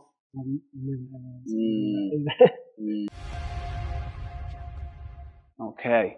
So sorry, people, we had a great ending there for you, and my phone ran out of storage. So that's enough of you now. But Alex has been gracious enough just to give us a few more minutes of his time. So from what I saw, we were talking about the events that you'd been doing. I was saying how I didn't like doing the social media. So should we just drop into how those events transformed into Soul Revolution then? Yeah. So lockdown obviously happened. I'd already talked about the... So when lockdown happened, you had done an event by then? Yeah, I'd done a vegan event, because that was my thing at the time. And that was the one where, it was like £2 entry, we had like 900 people come. It was like on a car park, a bit of a bodge job in a lot of ways. It was a great vibe, everyone loved it, and And then lockdown happens, obviously couldn't do events. And in that time, I got back to eating meat, so the whole vegan thing was kind of out the window. But why was that, by the way? Mainly health. Started to have some health issues. Didn't agree with my body. Like I was eating pretty clean vegan, but I struggle with legumes like beans, chickpeas, kidney beans, all that stuff. And because I like to go to the gym, so I need like a reasonable amount of protein. It was like, that's pretty much the only option when you're vegan for the protein source. So it's just for your health then, basically. Exactly. It's my gut was really struggling. The thing that really told me that I needed to change something, like I've completely lost my sex drive for a year. That's not a good sign. Can't be having that. Well, it's just a really bad sign for your body, isn't it? Yeah. Like, no, I mean, the reason I asked was just because I was curious, because I've recently started having meat again after being vegetarian for almost 5 years. Because my body was it was getting to the point where I was like, I'm not healthy, I'm really struggling. So I just decided to get the ethically sourced meats and have it less often than I would have done in the past, but not be so just dogmatic. It has to be that or nothing. The reason I stopped was because of the factory farming. Yeah, that's the same with me.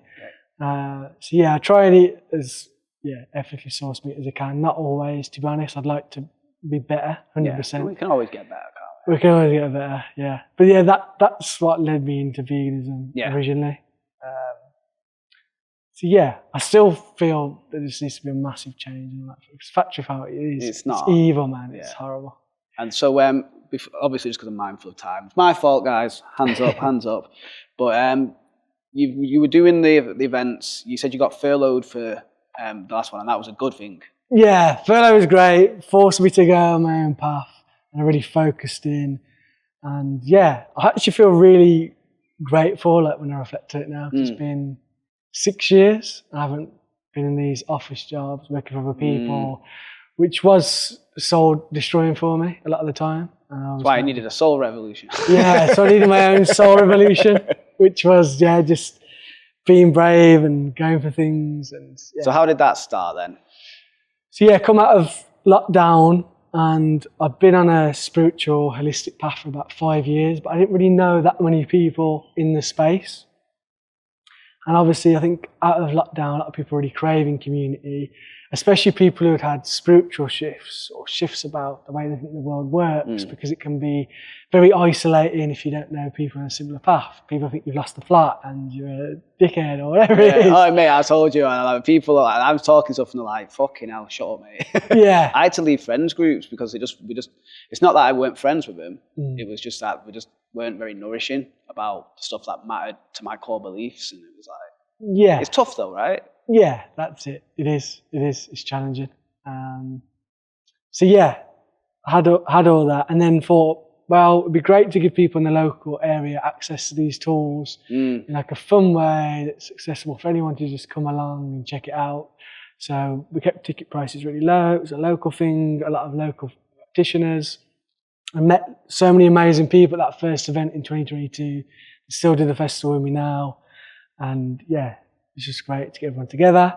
Year after we did our first weekend festival, which was just How was that? Amazing. Yeah, like 300 people. Basically my mate's back garden. We still do events there now, the Hay Barn. Shout out to Dan and Mel. There we go. We didn't do that, that's why. That's why this happened. Shout out to the Hay Barn. Yeah, big shout out to the Hay Barn. We still do like retreats there. Nice. And it's just special. I think it's on the ley line actually.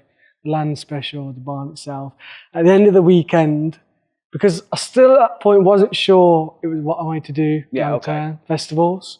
Like I was enjoying it, I just wasn't sure. Because obviously it's early stages. It's not an easy thing to just take on that. Yeah, and it was a lot of hard work. So it's like, you need to have some kind of reward to make you want to carry on. And that reward was we had the closing ceremony. There was about 70, 80 people in a room. And there wasn't a dry eye in the room, I'd say. It was just like massive, people talking about massive breakthroughs I had. Like they'd never felt community like this. A lot of people, it was the first conscious festival. It was actually my first conscious festival, even though I was hosting it. Which funny enough. People don't actually, some people don't even believe me when well, I that's say why that. When you're saying that, I'm like, nah, that doesn't even make sense. But yeah, because like, how can you do that so well when it's just, but you must obviously, because you're living it, I guess. You're already living it. Yeah, I think the benefit to that was, I feel like, every festival is unique, but I felt like I was able to create something quite unique because I've never really been to many festivals at all, full stop. Well, you said about the soul medicine. Yeah. I have to bring that in. So yeah, it's just funny because obviously medicine, a lot of you will have heard of it or know it. It's like the biggest conscious festival in the country. And we were originally called Soul Medicine. Which was just strange because I had no idea though, right? No, I'd never heard of it. I had no idea about it or any of the other festivals in that genre. It was really funny actually that we picked the same name. Obviously I changed it because of that. Yeah. Because then when we started doing weekend festivals, like, okay, I can't have like pretty much the same name. Getting a bit big now, like, come on. I think Soul Evolution sounds better personally. I'm glad it happened. Yeah, all things do, don't it? Yeah. It actually came through on a mushroom microdose. Okay. That's what we didn't talk about before. Hey, it's good there's all these little bits. There's a reason. Yeah, when something just like, kind of like, it feels like it literally just hits you in the third eye. I had a mushroom microdose and sometimes, have you done microdosing? I haven't done. I've done a little bit, but generally I would have big ceremonies. Yeah. But I'm more open to it in the future. Yeah. From a legal source in a legal country. Of course. Yeah. But yeah, sometimes because it's a small quantity, obviously, so you don't even know you've had it. And then other times, I don't know what it is. You're more sensitive that day. But that day, I was like feeling it quite a bit. And I remember it just like was like I was trying to contemplate our names. It almost like just felt like it went bang, Soul Revolution. I was like, that's the one. That's the one. My whole body was like energized. It just felt like alive and exciting. I know what you mean when that happens. Yeah, it's like you don't think of it. Something goes, it's this. Yeah. It was never going to be anything but this. Here you go. Exactly. And you go, yes. Yeah. It felt so good. And then like I was looking online because I thought, I hope it's not clashing with another one. It almost feels like there's got to be another festival out there called Soul Revolution, but there's not in the whole world. I don't think, anyway. Not that I could find. It'll do. It's hard to find. Yeah. Nothing anywhere near here, anyway. So yeah, where was I? Well, very, very emotional closing ceremony, and that was when I was like, okay, I can see how much benefit this is giving people. Like definitely can't give this up now. And that was actually when I really committed and then we rebranded to Soul Revolution, got a much better looking website and like started to be more professional with the things we were doing. Because I wanted to learning on the job, innit? Exactly, yeah. The whole thing's a process and learning as you go. And it's been winged the whole way because other than that small vegan fair I did, like I got no events experience, so I just kind of had to teach myself. You're doing fucking good job, mate, considering, Thanks, man. I think it's just the love for it. It's helped me. We spoke about that, didn't we? Like the purpose of your dad, that was what made it so it wasn't a burden. It was worth doing because it meant something to you. But these jobs that you keep saying, touch wood, I don't fucking go back to. Yeah. There's just not the purpose there. Exactly. And that's driven me through a lot of hard times. Because obviously people see like, my show, Shiny Festival, I have an amazing time. But there's been so many hard times as well, and ups and downs. Well, go on, because you did divulge last time. Go on, let the people know. They want to hear a bit behind the scenes.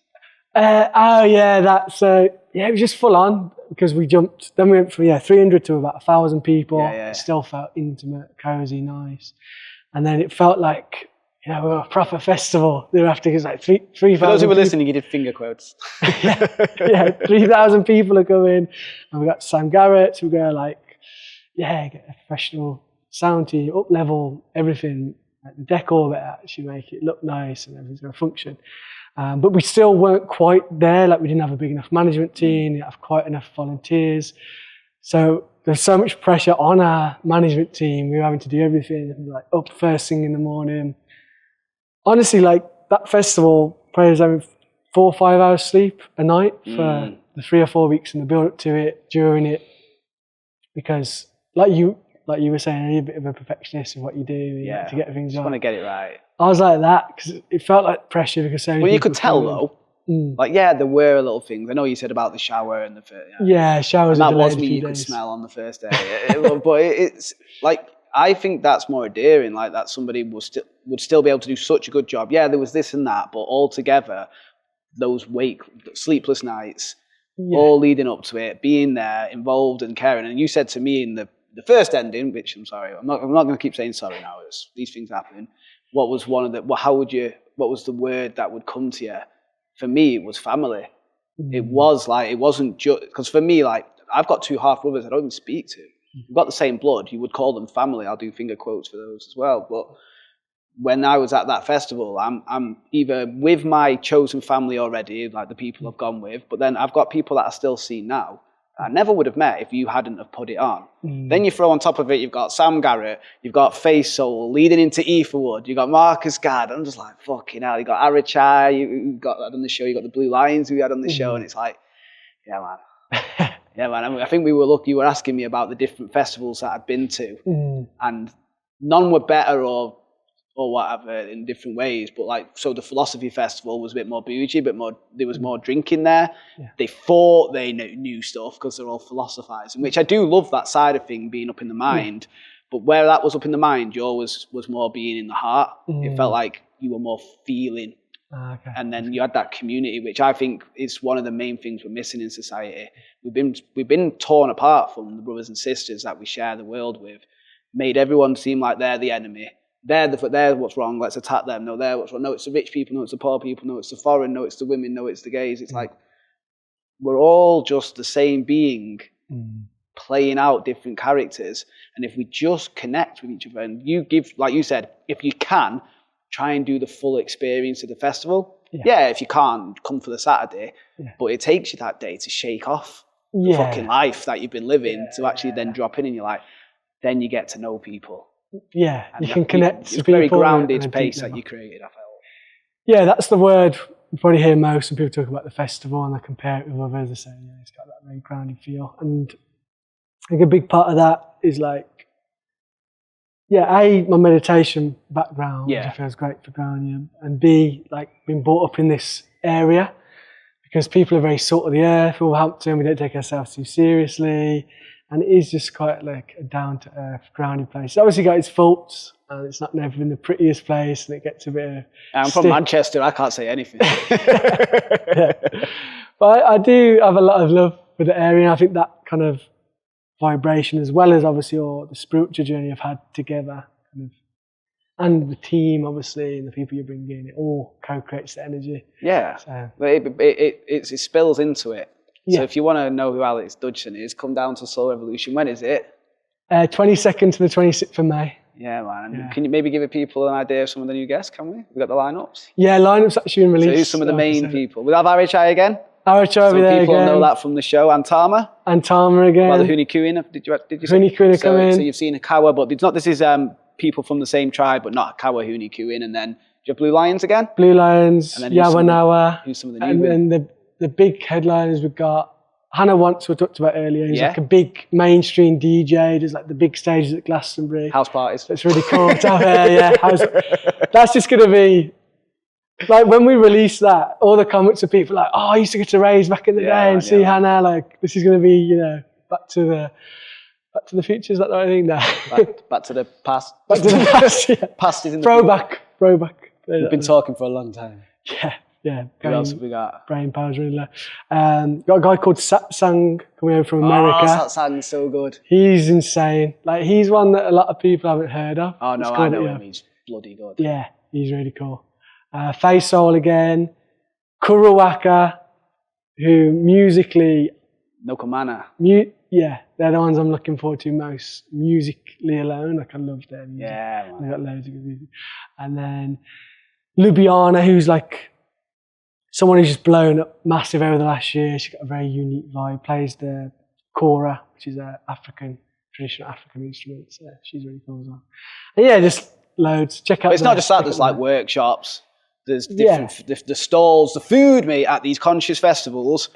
It's banging. Like, you know, when I went to the philosophy one, and I was like, The rest of them, it was just like, you vegans, that's not a word. You vegans, no, because you ain't got meat to make up for it, have you? So you got a properly tasty food where the ingredients are to nourish you, not just to make a penny. Yeah. And you had all that, you got the cacao stands. And it's such a beautiful, it's the same venue then as last time. Yeah, so the venue, guys, I'm telling you, with that tree, with the lights and the main stage, it's just... Yeah, that's the other thing. Like, people always comment about the energy of the festival, just like the people there and the family, like you said. And the other biggest compliment we get is the land. That's up there as well. Because you've got that big grandfather oaks and like trees with real character. Because some festivals you go to, especially mainstream festivals, it's just a flat field, isn't it? Yeah, no, this and one it's isn't. harder to connect to the land. This one's really good, and it's got levels as well. Yeah. You go up to the rave bit and that. One thing as well, if you have forgotten, that you were speaking about being a father as well.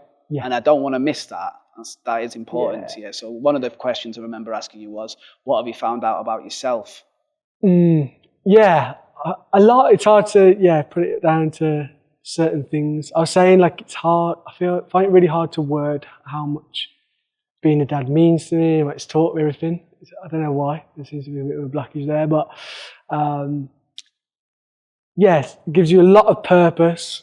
Going back to what I was saying about my dad, because they are dependent on you to live, to breathe, to learn everything. So you've got that purpose. You are their God. You are basically their God, yeah. So you got that purpose day in, day out. The unconditional love you have for each other is obviously very precious. And there's just loads of stuff like the playfulness they bring out of you. We were talking about how kids have a genius with that. Because they're experts. Yeah. And we could learn a lot because half the issues are we're too serious, we're too rigid, we're too tight, we're too stressed. We're taking this game called the human experience and they remember the truth. Yeah, exactly. It's a game we're meant to be playing. Yeah. Just don't discourage the play. And you can see why so many kids hate school, because like my kids now are 2 and 4, they're still like preschool. Actually, Bonnie's just started, but it's just like play. And that's how they learn. They learn so quickly through play. And at school, it's like, no, serious now, you're going to sit straight. And it's always looking to the future. Yeah. If you do this, you'll get this. And if you do that, you'll get that. And then you figured it out, you finally got it, and you were like, what the fuck is this? Yeah. Like, if they made it more playful, like the teachers would enjoy it a lot more as well. It shouldn't be a punishment to go. No, definitely not. Should be fun. I really do believe, learning should be fun. Not obviously all the time. There's times you need to be a bit more serious. Yeah, but especially for a kid. Yeah. Like, especially like that. Kids in this country starting school at 4, so it's like they're not ready to just sit there. Just be serious people. Be serious. So serious. Yeah. And where can people find you? Where can people find Soul Revolution? Yeah, Instagram is where we're most active, on our website. You can get tickets and find out more about the festival. We've got some like stuff about our like values and philosophy side, more like, functional information, like important things you need to know when you're at the festival, what you need to bring, all that kind of thing. And what's your personal Instagram if people want to check out these funny videos that you're making? Yeah, I do a bit of comedy as well as some philosophical videos. I'm stepping into a lot more comedy at the moment. Alex Dudgon, and obviously Soul Revolution Festival. Okay, brilliant. Obviously, I know you've already done this once, so but I always like to ask the guests if there was something you wanted to leave the people with. Obviously, we'd love to get you back on the show. Maybe me and you could do one on meditation, a little deep dive. Okay. But is there something you'd like to leave with the people? I think I remember. Do you remember? Yeah, I remember. It's just all around the one word, courage. And what I didn't mention before was I'm reading a book at the moment called Feel the Fear and Do It Anyway. Okay. It was a book I read right at the start of my spiritual path, like 8-9 years ago. It helped me a lot. So yeah, I'm revisiting it, which is interesting because you're seeing it through a slightly different lens. I think there's so much wisdom in that. It's so simple, but there's all things that we want to do or are curious about, and we kind of like, you can talk ourselves out of it. Have you seen the film Yes Man with Jim Carrey? With Jim Carrey, yeah. I think that is actually like, I know it's daft and everything, but there's so much wisdom in that. It's just saying yes to life and just going for things, and it can snowball so quickly and create such beauty and magic in our lives. So I feel like just being courageous, especially if you find yourself, which a lot of people can in the winter time, in your shell. Just like take that first step, man. Reach out to a friend, go to a meditation workshop with Michael, or whatever it is, just that one step, and the infinite possibilities that can evolve from that. You said your friends know you as the nudger. Yeah. Like little smile and wink, go on, do it. Yeah. What was he? You got one of them to do a speech in front of 1,000 people. Yeah, Savannah, who's like my co-director. Beautiful person. She's amazing. But yeah, a bit of courage, man. Got her out of her comfort zone a few times, and she's always laughing about it. Well, I mean, we didn't come here to stay the same. And if you stay in the comfort zone, that's what you'll do. Yeah.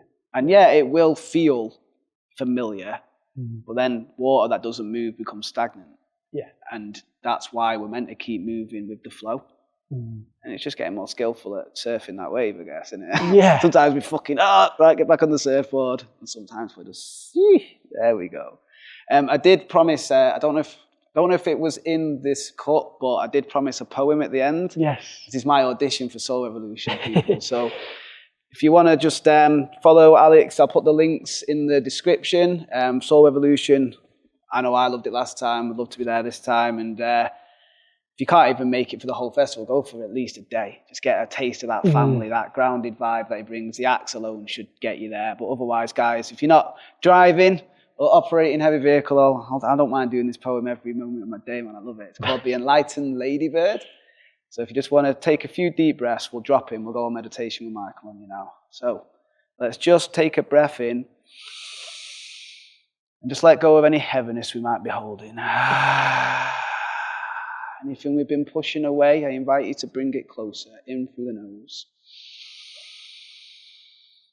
And let it fall. On the in-breath, we expand, creating space. On the out-breath, we just let that go where it needs to go.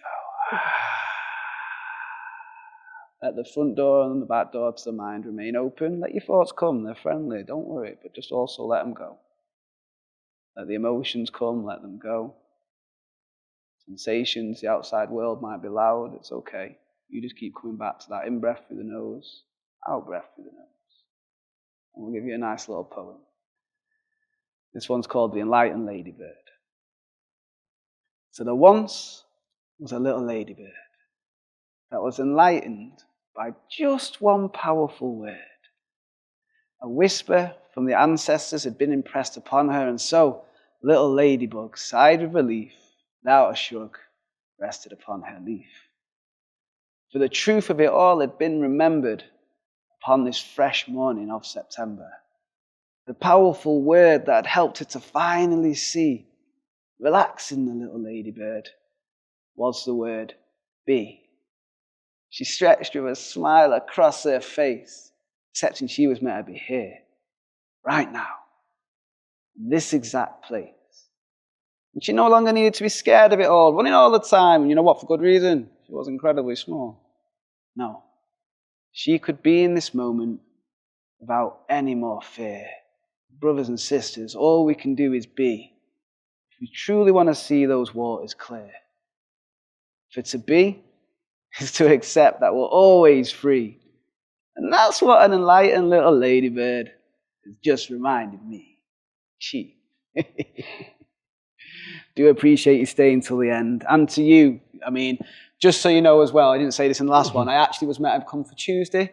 And that he'd sent a message saying any day except Thursday afternoon, which I took for I'll come Thursday afternoons. Rings me, Michael, where are you? And you've come back, and then it's gone, and iPhone storage as well. So now, if you can't take it from me, come and meet him yourselves at Soul Revolution, but the guy's a gem. Oh, bless you, man. Thank you. No, you thank too. you. Really enjoyed it. Peace and love, guys. Very good at what you do. Big love. Peace to all the crowd as well. What a legend, eh? And he was so accommodating. The fact that I didn't even come on the right day. And then when I did, the iPhone storage full. I've been going through all my photos and my videos and music that I don't listen to. Delete. We need to get rid of the old so we can bring in the new. Very poignant for the moment I'm in as well. But no, he was great. He stuck till the end. So the guy behind Soul Revolution is, well, hopefully you've stayed till the end for a reason. You think he's as much of a legend as I do. But then if you do want to actually come down and check out the Revolution for yourself, 22nd to 26th of May, there should still be tickets for you. And that's going to be Weston, not Supermare. Yeah, is it Weston Supermare? Anyway, I think it's Weston Park, the actual place. Such a beautiful land. And the tree, it's like this big ancient tree just where the main stage is. And it's just, you just get lost in the beauty of the place, the beauty of the people, and the acts are just, the acts are something special. It's one of my favourite acts last year. So I'll put all the links for Alex, all the links for Soul Revolution in the description. You want to come and see Alex, and you might get to see an exclusive Soul Revolution poem if you stay till the closing ceremony by yours truly. Yeah, I do poetry, you heard. And if you want to check out Ether Herbals, we've got the Dream Healer, we've got the Ether Spray, and coming soon we have the Beautiful Morning. So what else do you need? You've got your nighttime sorted, got your aura sorted, and you'll have your morning sorted. So I'll put the Meditation with Michael website, and any way you want to get in touch with me, want to reach out, maybe you want some DJing doing, maybe you want some meditation. I'm starting to get back on my feet, so do feel free to get in touch.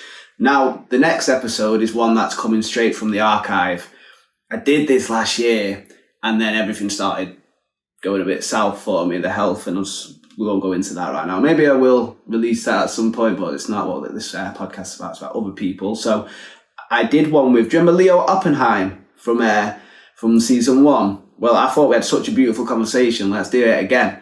And it was, I think he's had a baby now and everything. So he's probably a different person. But I did message him and say, hey, look, I know this is a bit of a blast from the past, but do you mind if I release episode 15 as that conversation we had? So you'll get to see Leo Oppenheim all again. If you've not seen him yet, go check out episode 1. I did it in a 2-parter. Otherwise, guys, come on, get down to Soul Revolution. Join the revolution with me. Till then, peace and love. Oh, and I did just forget, so I've had to just record again. See, that's how much I just don't like trying to sell. I used to be a salesman, and I think I've got PTSD from it. If you could give us a like. Did you like the episode? Help me out. Give us a like. Subscribe so you don't miss people like Leo and all the other beautiful guests that we're going to be getting coming up. I do know a lot of legendary people, and they keep just serendipitously falling into my lap. It's like, how could I not find out the story? So you don't want to miss any of them. Make sure you subscribe and go on. Drop a comment. What's one thing that Alex said that you resonate with? You want to come and join the revolution? Maybe even just comment joining the revolution. All right, there's the plug. Peace and love, guys. You take it easy. I'll see you at Soul Rev, yeah?